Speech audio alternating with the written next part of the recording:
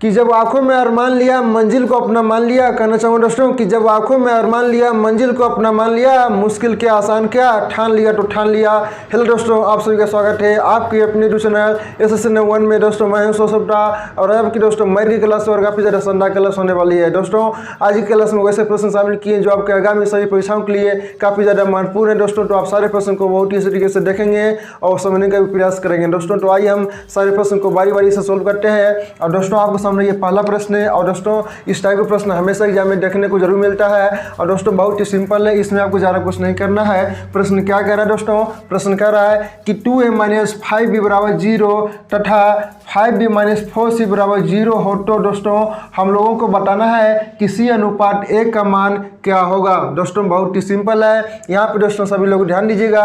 यहाँ पे क्या दोस्तों 2a - 5b, यहाँ पे ध्यान दें कि 2a - 5b यानी कि दोस्तों अगर हम -5b को बराबर के उधर ले जाएंगे तो ये +5b हो जाएगा।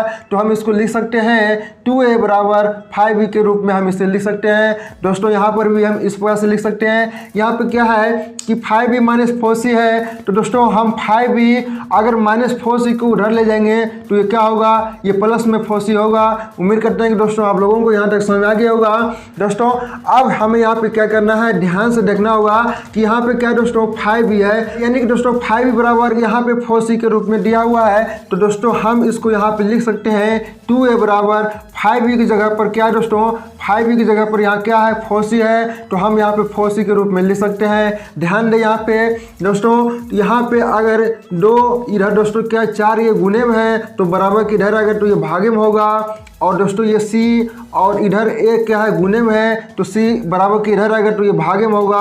दोस्तों यहाँ से कटा लीजिए 2 एकम 2 2 दूनी 4 दोस्तों, यानी कि हमारा c अनुपात a बराबर आ गया 1:2। यानी कि दोस्तों हम लोगों से प्रश्न पूछ कर रहा था c और a का मान दोस्तों, तो यहाँ पर c और a का मान आ गया 1:2।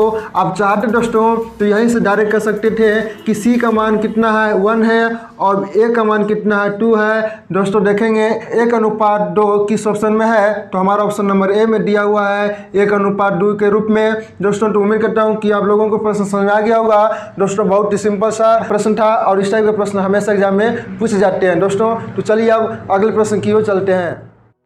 दोस्तों आपके सामने अगला प्रश्न है, ये भी दोस्तों बहुत ही इंपॉर्टेंट है प्रश्न है और बहुत ही सिंपल है दोस्तों। प्रश्न क्या है? प्रश्न कह रहा है कि 45 लोग 12 दिनों में 40,000 बल्ब बना सकते हैं तो 9 दिनों में 10,000 बल्ब बनाने के लिए कितने अतिरिक्त लोगों को काम पर रखने की आवश्यकता होगी। दोस्तों बहुत ही सिंपल है और ये दोस्तों फॉर्मूला बेस्ड क्वेश्चन है और इस टाइप के प्रश्न भी हमेशा एग्जाम में पूछे जाते हैं दोस्तों। यहाँ पर सभी लोग ध्यान दें कि प्रश्न क्या कह रहा है। प्रश्न कह रहा है कि 45 लोग जो है ये 12 दिनों में 40,000 बल्ब बनाने का काम करता है। तो हम लोगों से प्रश्न पूछा है कि 9 दिनों में जब 10,000 बल्ब बनेगा तो इसमें दोस्तों व्यक्तियों की संख्या कितनी होनी चाहिए। दोस्तों यहाँ पे ध्यान दें तो इसका फॉर्मूला होता है, जब कभी भी दोस्तों इस टाइप का प्रश्न आएगा तो दोस्तों इस फॉर्मूले के माध्यम से उसे आप सेकंडों में जवाब दे सकते हो। फॉर्मूला क्या होता है दोस्तों कि M1 ध्यान दें M1 D1 बटे W1 M1 D1 बटे W1 बराबर M2 D2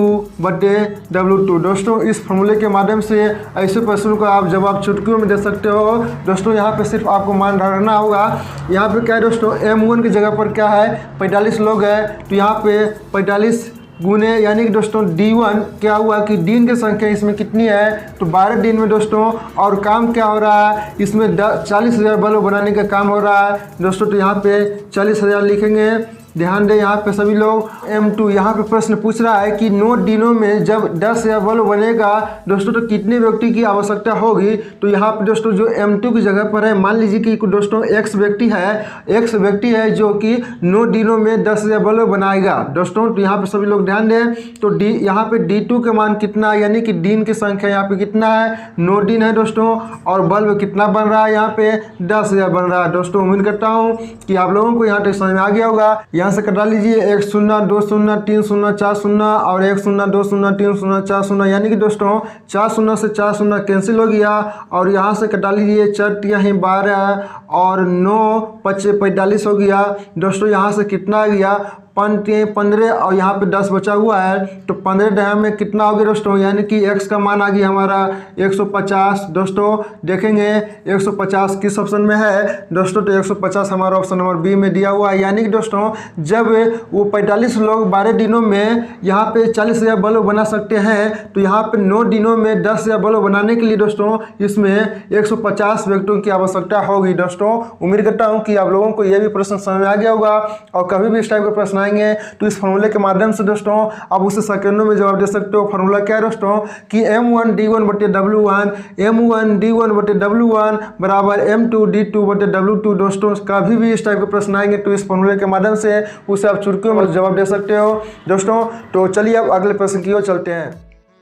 दोस्तों आपको सामने अगला प्रश्न, यह भी दोस्तों काफ़ी इंपॉर्टेंट टाइप का प्रश्न है। इस टाइप का प्रश्न भी दोस्तों हमेशा एग्जाम में देखने को जरूर मिलता है। दोस्तों प्रश्न क्या है, सभी लोग पढ़ कर समझने का प्रयास कीजिएगा। प्रश्न कह रहा है दोस्तों कि मोहन किसी वस्तु को अंकित पर 10% छूट लेकर खरीदता है तथा उसे अंकित मूल्य के 8% अधिक पर बेचा जाए, तो दोस्तों उस वस्तु का लाभ प्रतिशत क्या होगा। दोस्तों यहाँ पर सभी लोग ध्यान दें, बहुत ही इंपॉर्टेंट टाइप का प्रश्न है। इस टाइप का प्रश्न हमेशा एग्जाम में देखने को जरूर मिलता है। दोस्तों प्रश्न क्या है, अब बहुत सिंपल है। दोस्तों यहाँ पे ध्यान दें कि मोहन कह रहा है कि मोहन किसी वस्तु को अंकित पर 10% छूट पर लेकर खरीदता है। दोस्तों यहाँ पे ध्यान दें कि अंकित मूल्य क्या होता है, मार्क प्राइस। जो दोस्तों उस वस्तु का MRP है वो मान लीजिए दोस्तों कि 100 रुपये है। मार्क प्राइस जो है दोस्तों उस वस्तु का मान लीजिए कि 100 रुपये है, और इस वस्तु को दोस्तों जब खरीदता है मोहन तो 10% छूट लेकर खरीदता है। यानी दोस्तों मोहन इस वस्तु को खरीदा कितना में, तो CP यानी कि क्रय मूल्य इस वस्तु का कितना है 90 रुपये होगा, क्योंकि इस वस्तु पे 10%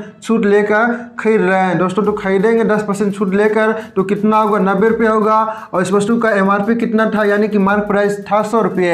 आगे कह रहा है प्रश्न कि उसे अंकित मूल्य के 8% अधिक पर बेचा जाए। यानी दोस्तों जो अंकित मूल्य हमारा ये 100 रुपये है, जब यहाँ से दोस्तों 8% अधिक पर बेचा जाए, दोस्तों ध्यान दें तो उसका जो सेलिंग प्राइस होगा CP जो इसका होगा वो कितना होगा 108 होगा।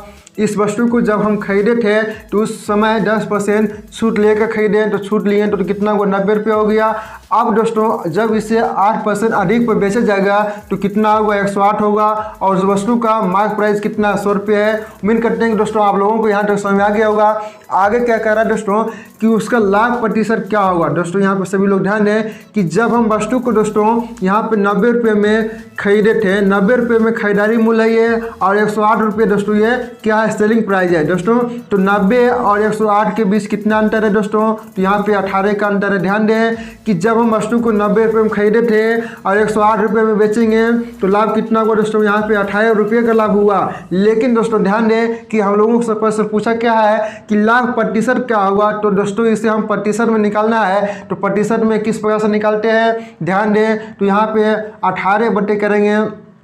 यहाँ पे दोस्तों हमेशा आपको पता होना चाहिए कि हमेशा लाभ या हानि क्रय मूल्य पर ही होता है, यानी कि CP पर ही होता है। दोस्तों तो यहाँ पे CP कितना है, तो यहाँ पे CP 90 है, गुने 100 कर लीजिए, यहाँ से कटा लीजिए दोस्तों 18 × 90 और 5 से ये 20 बार में कटेगा दोस्तों। तो यानी कि इस वस्तु पर जो हमारा लाभ हुआ है वो 20% का लाभ हुआ है। दोस्तों उम्मीद करता हूँ कि आपको ये प्रश्न बहुत ही अच्छे तरीके से समझ आ गया होगा, और कभी भी दोस्तों इस टाइप के प्रश्न आएंगे तो उसे आसानी से सॉल्व कर लेंगे। दोस्तों तो देखेंगे 20% किस ऑप्शन में हमारा है, तो 20% हमारा ऑप्शन नंबर बी में दिया हुआ है, यानी कि ऑप्शन नंबर बी हमारा सही आंसर हो जाएगा। दोस्तों बहुत ही सिंपल सा प्रश्न था, इसमें आपको कुछ नहीं करना है। प्रश्न कर रहा है कि मोहन किसी वस्तु को अंकित मूल्य, यानी कि दोस्तों जो उस वस्तु का MRP है वो मान लीजिए कि 100 रुपये है, और कह रहा है कि 10% छूट लेकर खरीदता है, यानी कि उस वस्तु का खरीदारी मूल्य हो गया हमारा 90 रुपये। और आगे कह रहा है कि उसे अंकित मूल्य के 8% अधिक पर बेचा जाए। दोस्तों जब उसे हम यहाँ पे MRP जो था 100 था, और जब उसे हम 8% अधिक पर बेचेंगे तो 108 होगा। तो हम लोगों से प्रश्न पूछा है कि लाभ प्रतिशत क्या होगा, तो 90 और 108 के बीच कितना है 18 का है। 18 रुपये का लाभ हो रहा है, तो बस इससे हमें परसेंटेज में निकालना है। तो परसेंटेज में निकालने के बस यहाँ से 18/90 आपको पता होना चाहिए कि लाभ और हानि हमेशा क्रय मूल्य पर ही होता है। तो बट्टे क्रय मूल्य किए गुने 100, तो यहाँ से आंसर आ गया 20%। उम्मीद करता हूँ दोस्तों कभी भी इस टाइप के प्रश्न आएंगे तो उससे आसानी से सोल्व कर लेंगे दोस्तों। तो आज की क्लास में इतना ही रखते हैं। आपको अगर किसी भी चैप्टर या टॉपिक में प्रॉब्लम है दोस्तों तो मुझे कमेंट सेक्शन में जरूर बताएं दोस्तों। तो मिलते हैं नेक्स्ट वीडियो के साथ, जब तक दोस्तों जय हिंद जय भारत।